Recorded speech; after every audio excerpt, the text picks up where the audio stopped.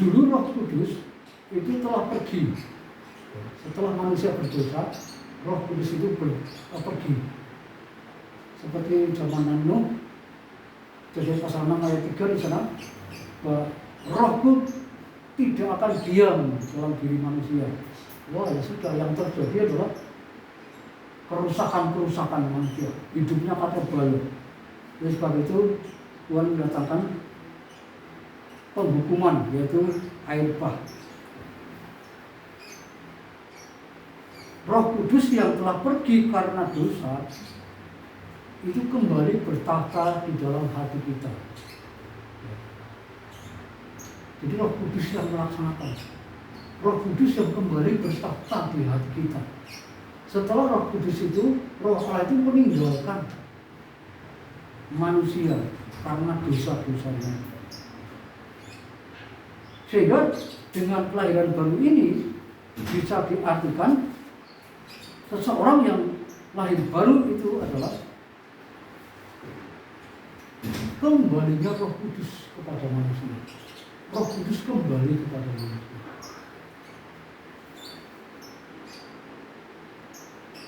Bapak Ibu yang dikasih oleh Tuhan Yesus Kristus, apa yang terjadi ketika Roh Allah itu meninggalkan manusia? Muncullah agama-agama, keyakinan-keyakinan, kepercayaan-kepercayaan, usaha-usaha manusia. Karena manusia itu membenarkan dirinya sendiri. Ya, jadi pokoknya apa yang dilakukan itu dia merasa benar, apa yang dikatakan dia merasa benar. Sikap hatinya bagaimana dia itu merasa benar.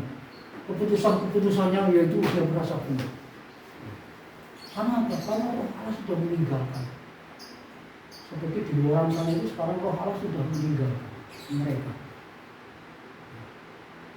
Jadi seperti itu kehidupannya. Lalu apakah kita seperti itu? Ya kan? Mari kita refleksi dulu. Harus berbeda dengan mereka.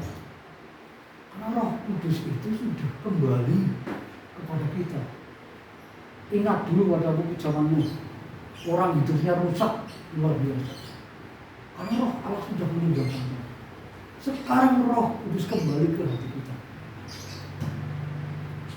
Apakah hidup kita tetap rusak? Gitu. Pertanyaannya Bapak Ibu, ini pastikan bahwa sungguh-sungguh Roh Kudus itu sudah kembali kepada kita. Pastikan itu, pastikan. Walaupun Bapak Ibu dan saya sudah percaya Yesus, sudah Kristen, pokoknya sudah hebat. Ini pastikan sampai dengan Roh Bapak Ibu menerima Roh Kudus. Roh Kudus sungguh-sungguh sudah ada di hati kita. Seperti dikatakan dalam Roma pasal 7 itu ada pertentangan luar biasa. Daging dan roh, pimpinan daging dan pimpinan roh. Padahal orang yang sudah dilahirkan baru, statusnya baru itu pimpinannya sudah berganti, bukan daging lagi yang memimpin, yang mengendalikan, yang mendominasi, tapi Roh Kudus sudah berubah, sudah berganti. Bahkan hidup kita dulunya itu dalam maut, sekarang kita dalam hidup sudah dipindah.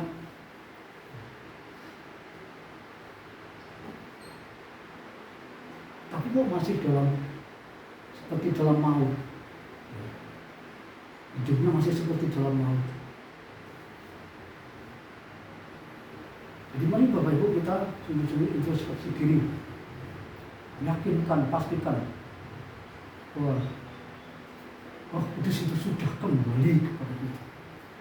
Kalau Roh Kudus sudah kembali, itu jelas.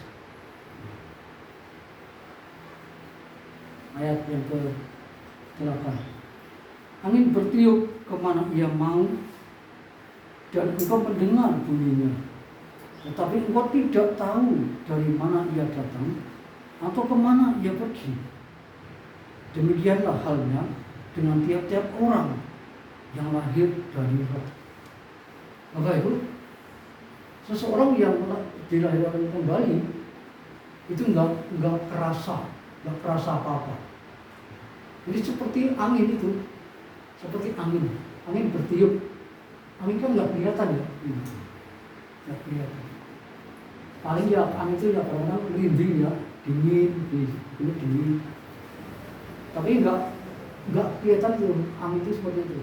Nah itu orang yang dilahirkan kembali itu seperti itu. Kita nggak bisa melihat bagaimana dia dilahirkan kembali. Dirinya sendiri juga nggak bisa melihat kalau aku sudah dilahirkan kembali. Tetapi bisa dilihat itu dari perubahannya, bisa dilihat dari pembaharuan di dalam hidupnya. Tadi saya katakan di depan, seperti kertas putih, itu Tuhan yang menulis, seperti surat Kristus, surat yang indah.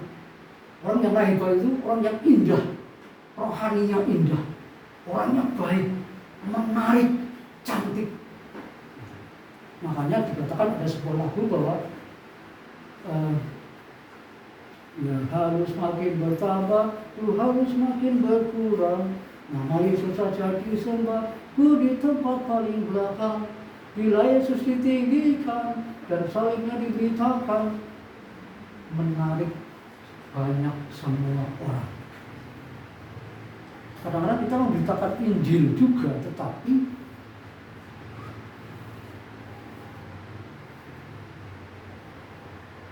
hidup kita belum menarik mereka. Ya memang yang menarik mereka itu adalah Injil. Tapi kadang-kadang pembaharuan dan perubahan hidup kita itu juga harus menjadi saksi. Harus menjadi saksi.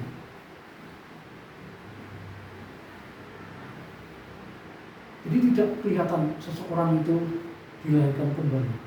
Kelihatannya itu dari hasilnya, dari buahnya.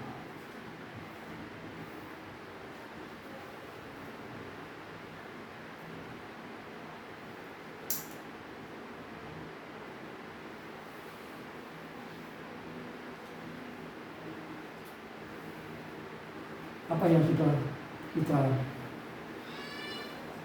hasilkan dari kelahiran baru kita? Apa yang sudah kita hasilkan?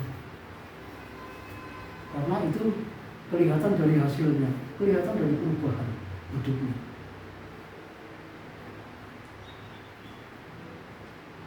Dan itu yang cocok untuk masuk kepada kerajaan Allah. Hidup baru. Kalau kita masih hidup lama, oke lah. Kita dikatakan sudah lahir baru, tapi hidupnya lama. Nah itu bahaya juga itu. Bahaya juga. Kita mengakui, aku udah hidup baru. Tapi pertanyaannya, kamu udah lahir baru belum? Jadi ini berkaitan erat. Kelahiran baru, lalu hidupnya baru.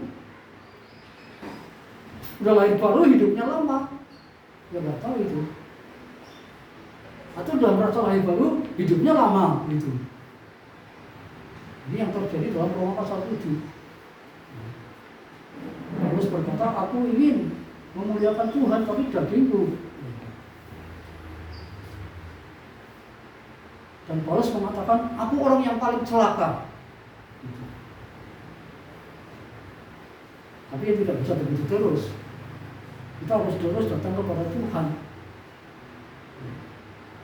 bertobat atas apa yang dosa-dosa dan yang menghalangi kita. Jadi mari kita terus maju Bapak Ibu. Puji Tuhan kalau Bapak Ibu sudah lahir baru. Tapi juga mari kita coba hidupnya hidup yang baru. Jangan hidup yang lama terus. Enggak masuk kerajaan Allah, betul.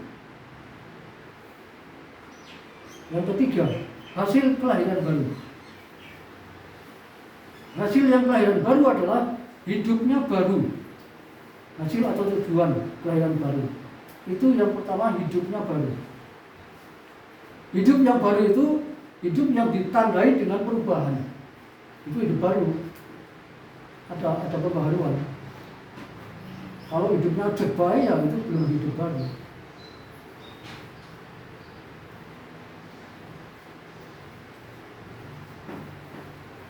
sebelum menjadi kupu-kupu yang indah, yang cantik, yang warna-warni, itu ulat itu ya, ular. Ular itu menakutkan, menjijikkan. Saya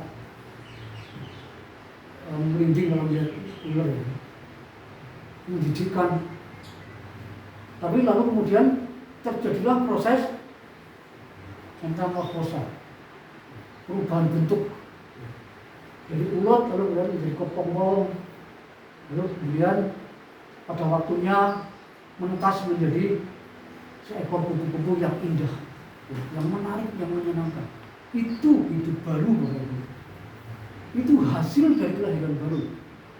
Dari kepompong menjadi kupu-kupu. Bukan Bapak Ibu harus jadi kupu-kupu, bukan ya. Jadi maksudnya indah.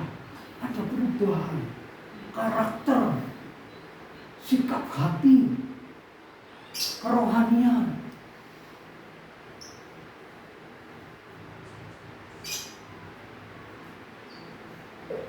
Jadi hidup baru.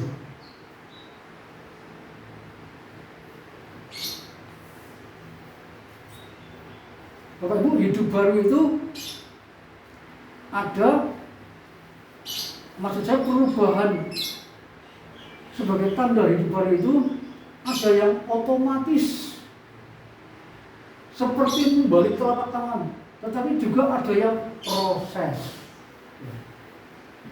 Yang otomatis itu adalah dulu status Bapak Ibu dan saya itu adalah anak iblis, anak setan. Dulu, tetapi sekarang setelah lahir baru, setelah menjadi hidup baru, berubah statusnya menjadi anak-anak Allah. Itu kan otomatis, otomatis. Dulu bapak kita itu adalah iblis. Yohanes 8 ayat 44. Bapak kita iblis dulu. Anaknya iblis, kita itu anak iblis. Iblis itu, bapak itu iblis. Iblis kan jahat ya. Nah kita anaknya iblis. Bapak kita itu adalah iblis. Ya bapaknya yang boleh ngajari ya sih jahat-jahat. Bapak, orang tua kan mengajarkan. Tetapi puji Tuhan, sekarang bapak kita itu Bapa di surga, Tuhan Allah Yesus Kristus. Dulu kita keluarga besar iblis, sekarang kita keluarga besar Allah.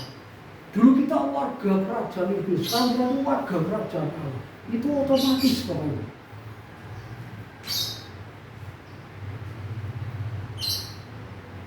Karena dulu kita itu adalah keturunan Adam, dalam arti karena dosa-dosa Adam itu. Kita dilahirkan secara kerohanian, tetapi rohani yang keliru, rohani yang negatif. Karena bapak kita itu adalah iblis. Lalu yang kedua adalah yang otomatis.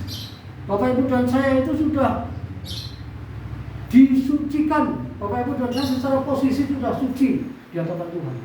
Secara posisi suci. Walaupun secara pengalaman kita juga harus suci ya nanti ya dalam hidup kita.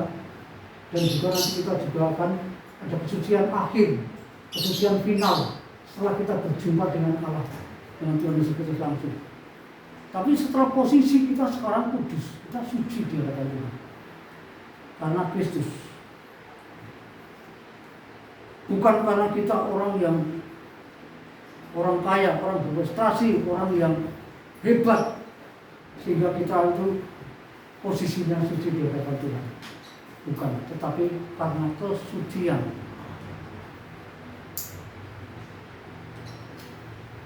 Lalu yang selanjutnya adalah yang otomatis. Ya ini diharapkan ini perubahan kepemimpinan. Dulu yang memimpin kita itu adalah kedagingan. Yang mendominasi kita itu adalah kedagingan. Tapi sekarang yang memimpin kita itu adalah mestinya Roh Kudus. Roh Kudus. Kecenderungan manusia lama itu adalah tunduk kepada daging. Itu manusia lama. Di bawah penguasaan daging. Apapun yang dilakukan, apapun yang diperbuat, kalau di bawah penguasaan daging, tidak bisa menyenangkan Tuhan. Apapun yang kita lakukan, sehebat apapun, Tuhan gak akan senang. Tetapi kecil apapun yang dapat kita lakukan untuk Tuhan, kalau Bapak Ibu itu melakukannya tunduk kepada Roh Kudus, pimpinan Roh Kudus, itu sesuatu yang hebat. Ingat Bapak Ibu, bahwa daging itu nggak bisa diperbaiki. Jangan pernah Bapak Ibu dan saya, aku mau memperbaiki kedaginganku, biar lama-lama habis. Yeremia pasal 13 ayat 23, kedagingan itu nggak bisa diperbaiki. Kecuali kedagingan itu dimatikan. Amin. Harus dimatikan kedagingan itu. Kalau nggak dimatikan nggak akan bisa, nggak akan baik. Nah, bagaimana mematikan kedagingan itu?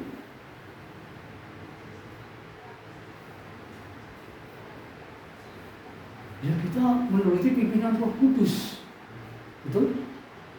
Kalau kita tidak mau mengikuti pimpinan Roh Kudus, itu kedagingan itu.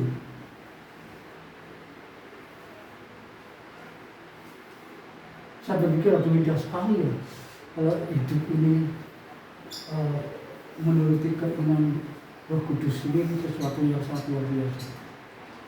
Tapi itu Bapak Ibu, hasil daripada kelahiran baru di situ.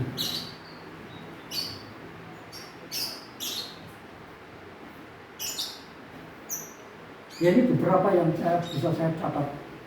Mungkin masih banyak yang lainnya. Lalu yang selanjutnya adalah tadi perubahan yang otomatis, sekarang perubahan yang proses.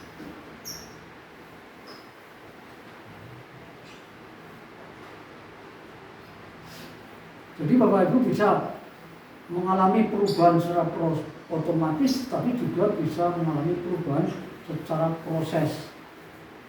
Artinya apa? Kalau Bapak Ibu tunduk kepada Roh Kudus, pimpinan Roh Kudus, ya itu perubahan yang proses. Pola hidup, gaya hidup itu tidak mengikuti dunia yang di luar sana. Ya. Di sana baru kadang-kadang belanja apa? Ya baik sih baik. Ada makanan di rumah, baju baru ya baik. Ya saya kira enggak. Tidak terlalu penting. Galatia pasal 6 ayat 15. Sunat atau tidak sunat itu enggak ada artinya. Tetapi kelahiran baru itu yang ada artinya, kata Tuhan. Ya, kita mengikuti agama mereka, tradisi agama itu. Belanja lebaran itu agamawi. Kita bukan agamawi, Kristen. Amin. Tetapi kelahiran baru. Sekarang aku Kristen sampai mati, saya Kristen. Bahkan meninggalkan Tuhan. Ini orang tahu lahir baru. Uripe bela karo kamu. Ya, yang mungkin Tuhan tidak bisa disenangkan. Roma pasal 12 ayat 11. Janganlah hendaknya kerajinanmu kendor. Layanilah Tuhan dengan hati yang menyala-nyala. Bapak Ibu, hasil kelahiran baru itu adalah menyala-nyala, rajin. Jangan kendor kerajinanmu. Biarlah rohmu menyala-nyala terus, layani Tuhan. Gitu, itu perubahan yang terjadi, Bapak-Ibu. Hasil dari kelahiran baru, tujuan daripada kelahiran baru. Sebelum kita masuk kepada kerajaan Allah. Pikirkan secara logika ya. Kalau kita rajin itu kan dia nanti kita masuk surga kerajaan Allah itu. Oh rajin ya. Masa hidupnya aja nggak rajin kok mau di sana itu kan. Enggak, maksudnya kita udah lahir baru.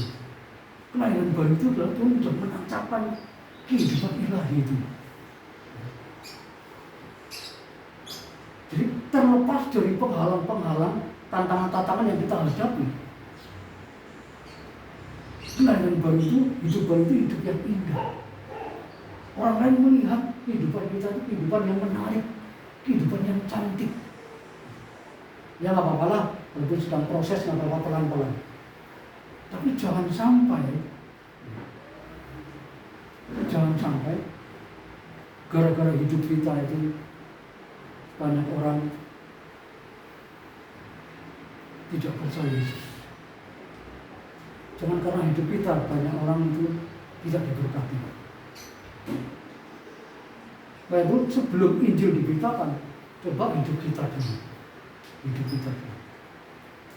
Wah, ini rajin, wah, nyala-nyala, rajin baca firman, rajin ibadah, rajin, pokoknya rajin deh. Ikut persekutuan, kegiatan itu.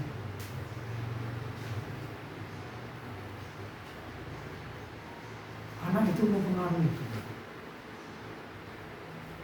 Bapak Ibu, secara pribadi saya melihat dalam diri Nikodemus itu kira-kira sekitar 3,5 tahun. Dia setelah dialog dengan Yesus, Nikodemus itu muncul. Rupanya dia sudah lahir baru dan dia juga hidup baru. Dia muncul saat dibutuhkan oleh Yesus. Ini.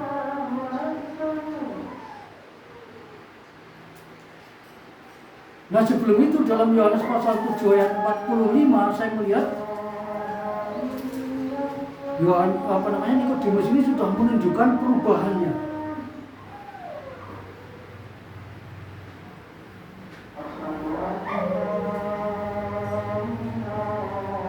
Mulai ayat 45 sampai dengan ayat 52. Walaupun teman-teman Nikodemus pada waktu itu sempat terkejut dan kaget, ya. Tetapi Nikodemus ini dia mengkritisi mahkamah agama pada waktu itu. Dia mengkritisi mahkamah agama dalam ayat-ayat itu. Lalu kemudian dalam Yohanes 19 ayat 39 dia menyenangkan Tuhan. Dia minta supaya jasadnya Tuhan Yesus yang sudah mati di salib itu diturunkan bersama dengan Yusuf Arimatea. Minta kepada pemerintah Romawi supaya itu diturunkan dan dikuburkan. Bapak Ibu, Nikodemus ini kelihatan sekali hasilnya perubahannya. Muncul saat dibutuhkan oleh Tuhan Yesus Kristus. Saya berpikir, kalau nggak ada Nikodemus, nggak ada Yusuf Arimatea, siapa yang akan menurunkan jasadnya Tuhan Yesus Kristus? Berarti ini sesuatu yang sangat dibutuhkan oleh Tuhan Yesus pada waktu itu. Muncul. Padahal setelah ketemu dengan Yesus, beberapa lamanya tidak pernah kelihatan sama sekali yang namanya Nikodemus. Artinya dia memang lahir baru, dia percaya Yesus itu Mesias. Meskipun secara diam-diam, secara sembunyi-sembunyi, nggak masalah. Tetapi yang penting pada saat Yesus membutuhkan, dia muncul. Itu yang terpenting, Bapak. Murid yang lain mana? Saat disuruh kan pergi semua. Tetapi Nikodemus dan Yusuf Arimatea yang bukan murid Yesus, dia muncul saat Yesus membutuhkan.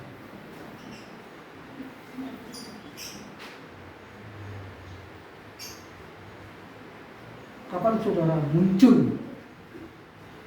saat Tuhan membutuhkan saudara? Kapan saudara muncul saat gereja membutuhkan? Ini penting sekali. Jadi cepat sekali perubahan Nikodemus. Ketika melihat Yesus membutuhkan, dia langsung gerak cepat. Enggak usah ada yang menurut, dia langsung tanggap.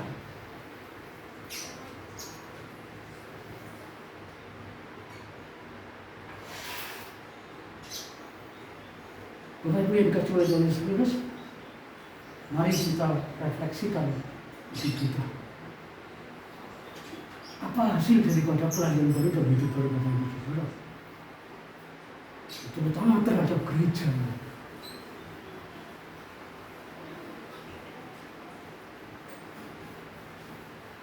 Bapak Ibu yang dikasih oleh Tuhan Yesus Kristus, Nikodemus berani sekali.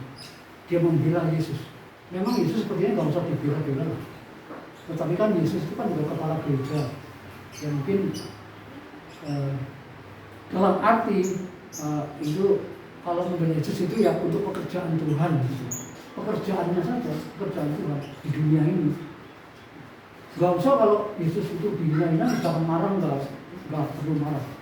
Tapi mari kita dukung pekerjaan Tuhan dimanapun yang sedang bergolak pekerjaan Tuhan. Mari kita dukung.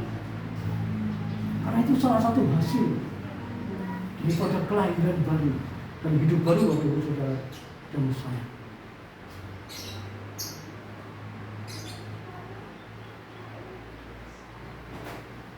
Yesus sudah naik ke surga Bapak Ibu. Bapak Ibu nggak usah membela-bela Yesus itu. Karena Yesus sudah dikubur, sudah naik ke surga, sudah dilakukan oleh Nikodemus. Tetapi bagian-bagian lain, Bapak Ibu mau ambil bagian apa?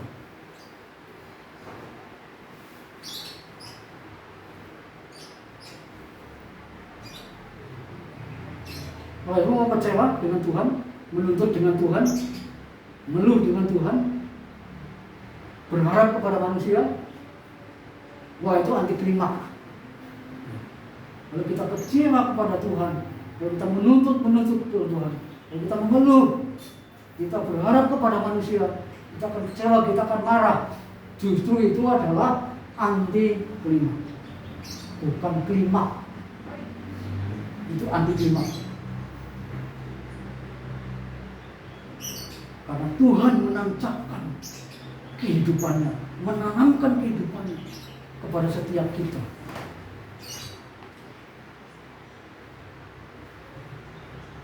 Supaya kita sungguh-sungguh bersedia dipakai oleh Tuhan. Karena kita sudah merdeka Bapak Ibu. Orang yang hidup baru itu kan orang yang merdeka. Kemarin kan kita tidak merdeka. Ya. Kita belum tahu kepastian keselamatan demi kepala. Kita sudah merdeka. Kuasa dosa sudah dikalahkan. Kuasa maut sudah dikalahkan. Apalagi kita sudah merdeka. Hidup baru itu hidup yang merdeka. Amin. Dia dilahirkan baru, hidup merdeka. Makanya hidup yang seperti ini adalah sambil menunggu Tuhan datang. Ini masuk kerajaan Allah.